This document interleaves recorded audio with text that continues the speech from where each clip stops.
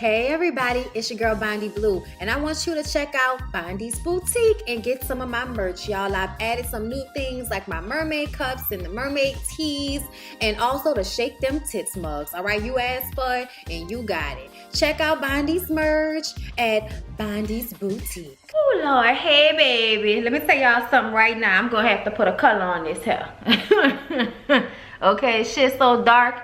Anyway, y'all, let's go ahead and get into Iyanla Fix My Life, you guys. This episode, I think this was one of the most messed up episodes that I think she has done thus far. Okay, now I'm going to do them in order, you guys, as you know my videos normally go. I was tired today. We was caught in traffic from all of the parades and stuff, so I didn't get home till late. Then I had to cook. So we're going to do Fix My Life, Love and Marriage, and Real Housewives of Atlanta. So this sweater, you're going to see this through all of the shit. All right, now I'm probably going to watch Finding Neverland and maybe do a little review about that tomorrow. And then I don't know if I'm going to be doing anything else because I want to make sure I get up early for Mardi Gras. Mardi Gras Lyrics and Eyes 2nd year anniversary, and that's why we're going out there to Akafu. It's also the first time he and I have been able to be off from work in years and years, so we're excited about it. And again, it's our anniversary, so I'm bucked up about it. All right, you know what I'm saying, we've been together for a long time, but the 2 years of the anniversary and you know not even thinking about leaving each other at all makes me feel like it's another triumph. Okay, so y'all, let's go ahead and get into Family 101, which is the name of the episode. I believe that's what Iyanla was calling it. So this is a story of siblings who have been abused in every way possible. Okay, as they come in, we have the first kid come in, Kadeem. I think Kadeem is the youngest son, and he is the one who reached out to Iyanla in the first place. When each one of them comes in, there is a garbage bag waiting for them at the door, because when they traveled from home to home as children, all they had was garbage bags. And that just really bothered my spirit, y'all. The mama, okay, who is the cause of all of this, is not on this first part. Apparently she talked to Iyanla and she's gonna be on the second part, but it was best for the children to come and deal with their trauma first before they brought their mama into the situation. Iyanla said something like, y'all need to understand y'all's story before y'all can understand her story. And I was like, okay, because it's 5 of them. Okay, it's 5 of them all together, but 4 of them were abused in the foster care system.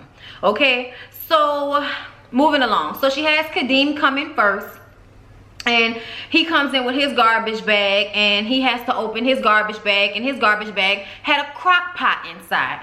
Apparently when he was a child, the woman, whoever the person was who was, you know, he was in her care, she hit him upside the head with a crock pot.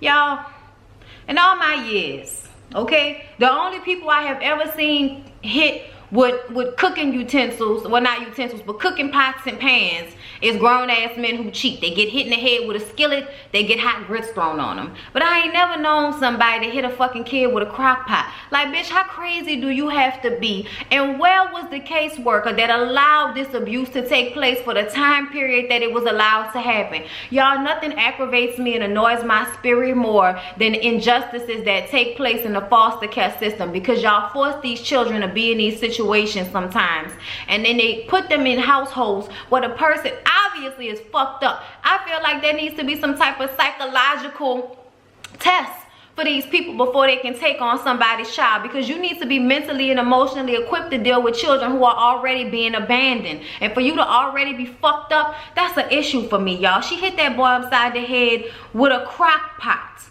Then they talk about how the kids were forced to have sex with each other for food, meaning that they were hungry. If they needed anything, they had to do something for it. They had to touch and do sexual acts on one another and with adult people. So then they bring in the twin of Kendall, I believe, Kadara. She's the girl, the youngest girl, and she comes in, and what's inside her garbage bag is a megaphone, because she doesn't have a voice. The entire time she was there, she barely spoke a word. Couldn't even really put a sound to her tears, y'all. And then the middle son comes in, Michael. Michael comes in and he has epilepsy, and it seems as if all of the pain and abuse that he's had, all of the beatings that he's had, has affected him health-wise. He also internalizes everything, which is different from the way that his other two brothers deal with the situation. So by him internalizing it, it then makes him sick. Y'all, so fucked up. He said that he was beat with a bat and a golf club as a child.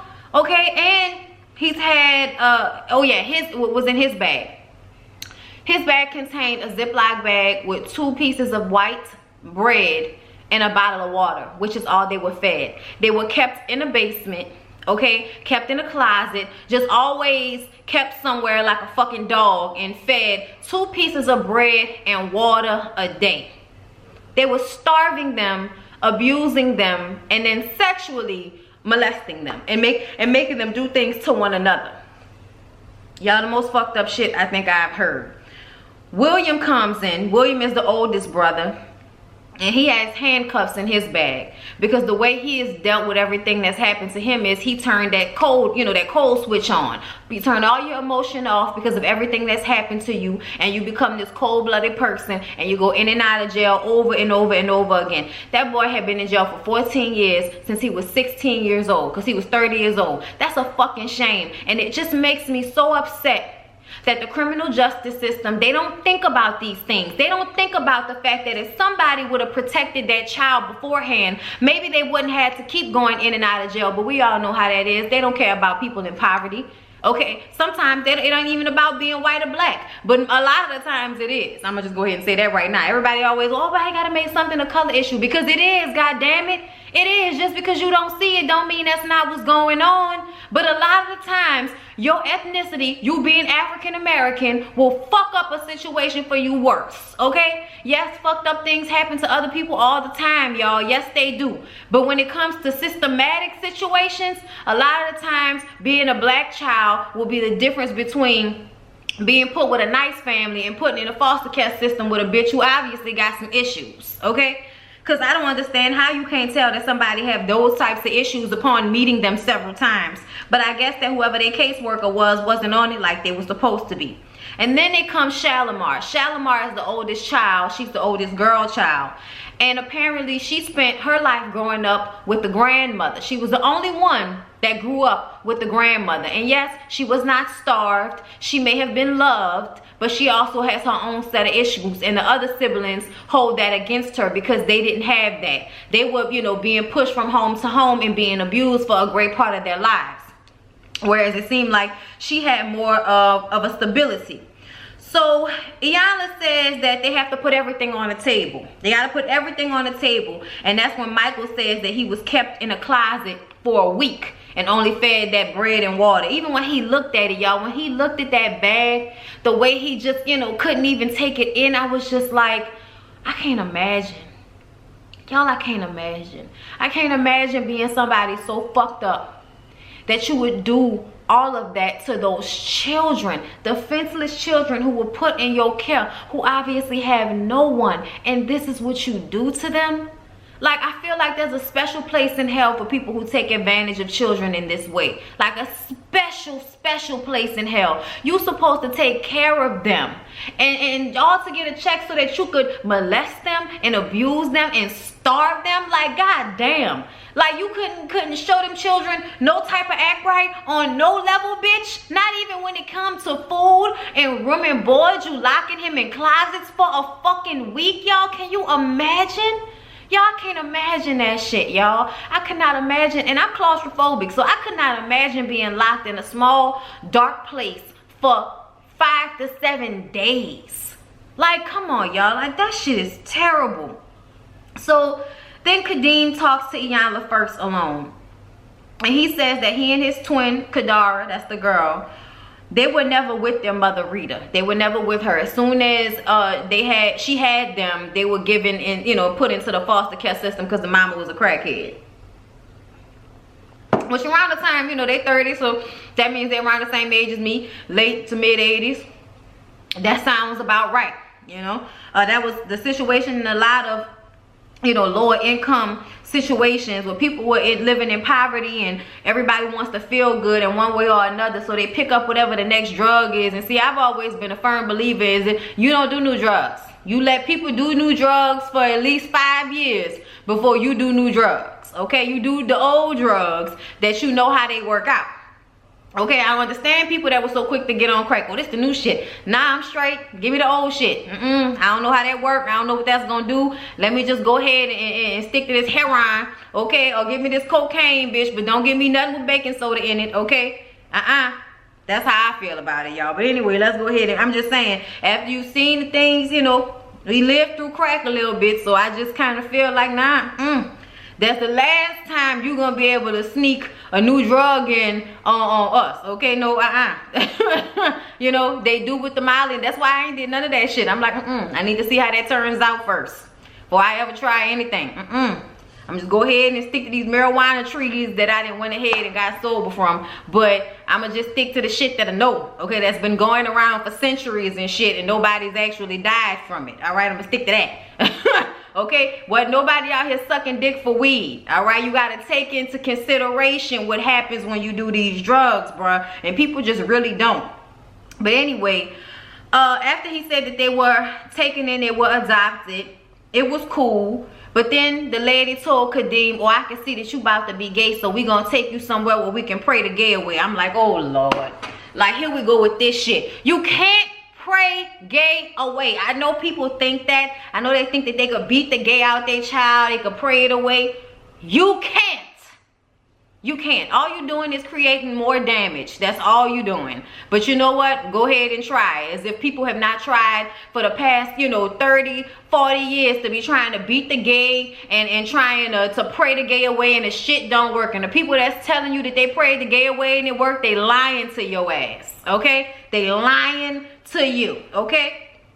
So he was told what to do with his siblings when it comes to sex, because Iyanla said, so how did you learn about sex? And he's like, well, I learned by being told what to do. And basically they were told what to do to one another, and that's a whole nother step of dysfunction for you to force them as siblings to do sexual things with one another. Like, y'all, that makes my skin crawl. Whoever the person was that supposedly raised them, I want them to put their information out. I don't even give a fuck how old you are, but somebody needs to do everything that you did to them children to you. Okay, as much as possible, as much as absolutely possible. Sell a bitch into sex slavery, beat her with a bat in a golf club, starve her fucking ass, put her in a closet. And you know, I'm saying all of that because it makes me so upset. But in all actuality, 9 times out of 10, all the things that she did to them children was probably done to her. But we're gonna go ahead and move on from there, because I hate to be that type of person, but that shit makes me so mad. So he says that since then, Kadeem has gotten into numerous fights, always fighting.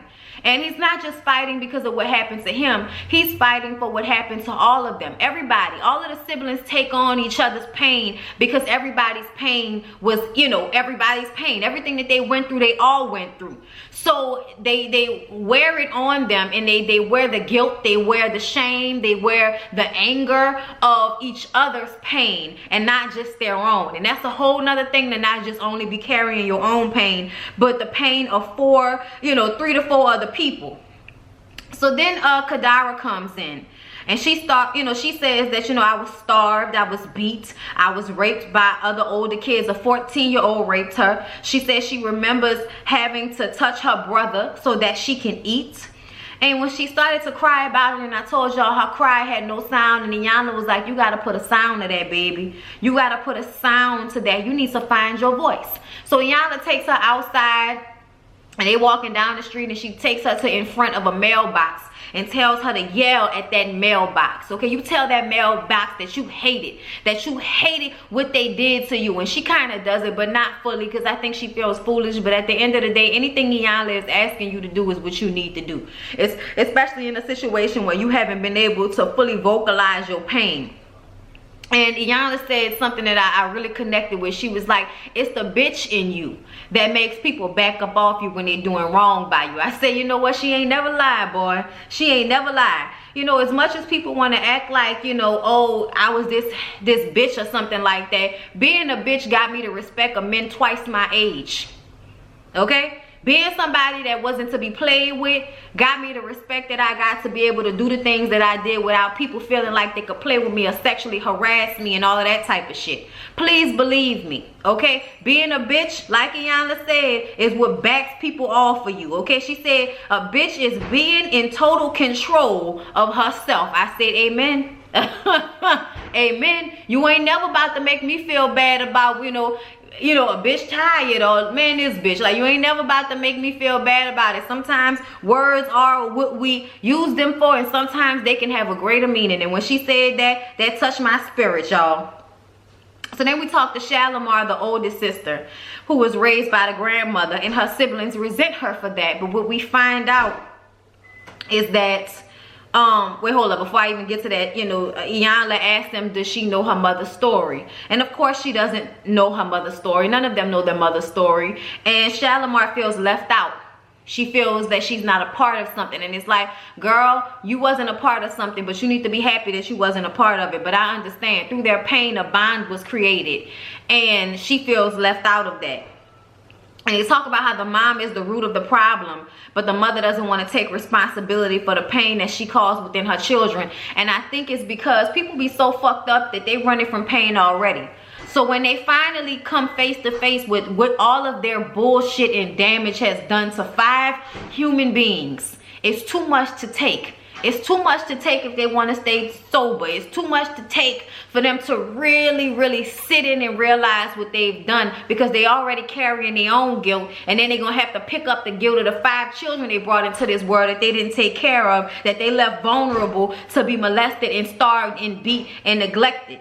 And I think that the mama don't want to take on that responsibility because it might be too much for her to handle. But at the end of the day, bitch, you need to take it on, because that was too much for them children to handle. And they walking around with their pain and their siblings' pain on them, and your pain, because your pain is a result of, I mean, their pain is a result of your pain. So at the end of the day, they carrying your shit anyway. Whether they know your story or not, they carrying it with them because it forced their life to be what it was because you couldn't take care of them. Shalimar is the oldest, and she needs to set an example with her siblings. And what that means is being understanding with them instead of taking it personal that she feels left out of what has happened to them. But Iyanla talks to the 3 boys together, and they talk about how they've been violent with each other, and how Michael, the middle child, pulled the knife on William at some point. And Iyanla makes them realize that they cannot be that way with one another. They have to be each other's support system. They have to be the love in their life because they are all that they have. And, you know, she makes them support Michael. And William is in full breakdown later on, and Iyanla has to go and talk to him. And William is having a hard time because as the oldest brother, he feels as if he should have been able to protect them. And he also feels responsible because he was forced to do things to his younger siblings. And I guess he felt as if he should have been able to stop. But they were starving him. You know, they didn't have him in a room or in a basement for days and days and days, and beating him and starving him. And finally, when he needed something to eat because he couldn't take it anymore, they say, oh, well, you got to go in there and touch one of your siblings, or you got to go in there and do this to your sibling in order for that to happen. And he's carrying the guilt of that on him as the oldest sibling. And Iyanla has to make him understand that it's not his fault. Even though he feels that it's his fault, it's not his fault. So she takes him outside and she has him speak his pain, because he couldn't speak it at first. And she has him go outside and there's a hole in the ground, and she has him speak it into the hole. And at first I thought that looked crazy just like he did. But when I thought about it, it's like, nah, you got to put that shit in the earth. You got to put that shit in the earth and bury it. But you have to speak it, because if you don't speak it up, I even feel like sometimes when you speak shit just into the air, it's just floating around. But when you speak that shit into the ground the way he did and bury it, that it's somewhere now. It's somewhere now, and it's not in you, and it's not floating around you and your siblings and shit. I don't know, something about that just felt real to me. Iyanla always makes it a point to let children know that even though they feel guilty and feel like they should have known better or should have been able to do something different, that if nobody was there to teach them to be different, how were they ever going to be different? You know, and I think that's such a real thing for a lot of kids who haven't had, you know, the proper parenting growing up, is that they get mad at themselves for not being people who they weren't being raised to be in the first damn place. So then Iyanla tells them that they need to clean up their own stories before they can learn their mothers. And Shalimar reads a letter that she wrote to her mom, and in the letter it discloses that she was molested as well. Even in the care of her grandmother, even without being starved and beaten, she was still molested. And all of a sudden you see this very visceral physical reaction happening with William and also with Michael. You know, and Kadeem starts to cry, and Kadari is still sitting there, you know, not, she's there, but she's not there. But I think that none of them thought that the things that happened to them also happened to her.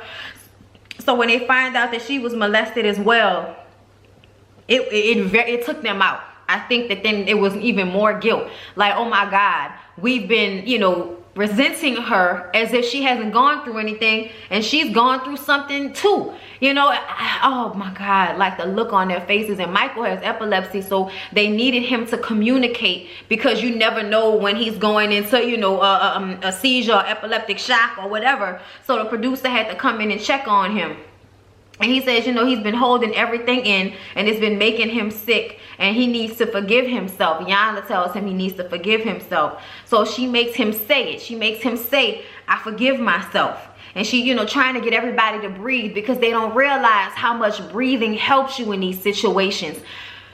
I remember all the time, y'all, I didn't know when I was growing up, but as I've gotten older and I feel pain, or I feel something uncomfortable in my mind or in my spirit, I remind myself to breathe. And sometimes I'll be in the bed and feeling some type of way about something, and I'll just start breathing, and my husband will turn over, what's wrong with you? And it's like, ain't nothing wrong with me, but I need to breathe it away. Almost is how I think about it. And she kept telling them to breathe, to breathe, to breathe, y'all. And that's what I want y'all to remember. Breathe, okay? Breath is life. Breath is life in more than one way. So she makes him say he forgives himself, and then she makes William say, you know, he hates the adults who did that to them. He hates them for being adults, because William is still holding shit in as well. And he says, you know, I hate them for locking me in a basement, for starving me, for beating me until I would have to go upstairs and mess with them. And he pointed at his siblings. And then Kadara is having a hard time, because I believe that it affected her the most emotionally, at least the way it seems. You know, them touching each other or whatever, and the older brother having to touch her, and she was very young, you know, 4 or 5 years old, and then being molested by that other kid. I think that it affected her great. It affected all of them greatly, but the way she was responding in that moment, she was the one that needed the attention. So Iyanla makes them both stand up in front of one another and tell each other that, you know, I'm sorry, please forgive me. And to forgive themselves for the situation that they was put in, and to make Kadara understand that William wasn't acting on his own will. You know, he wasn't doing what he wanted to do. He was doing what he was made to do, just like everybody else. She tells Kadara to say she's sorry about how they made, you know, them hurt each other, because it wasn't just, you know, yes, she was a little girl and the things were happening to her, but it was happening to them as well. And I'm sure nobody wants to do, you know, sexual shit with their little sister. So it's uncomfortable for everybody. And so after they say that they forgive one another, they have to sit down and share a meal. She made them hug as well, which I thought was very important, because they hadn't been physically affectionate with one another in years because of all the things that had been done to them. So they sit down at the table to share a meal, and she gives them a quilt with all of their pictures on it. And she tells them from now on, they're going to pass this along based on age. She says, I want y'all to keep passing this on, stay connected with one another, and show each other love, because y'all are all each other has. Be each other's support system through all of the pain that y'all have been through. And it seems as if, you know, things have gotten better for them, but they're going to bring their mama on next for the part 2, and I'm not sure if that part 2 is going to be immediately after this one, but I'm very interested to see. I think it is. I'm very interested to see how that plays out, because I know that mom has had to go through some terrible things in order to be the person that she was, that allowed all of those things to happen to those children, y'all. But I felt so bad for them, y'all.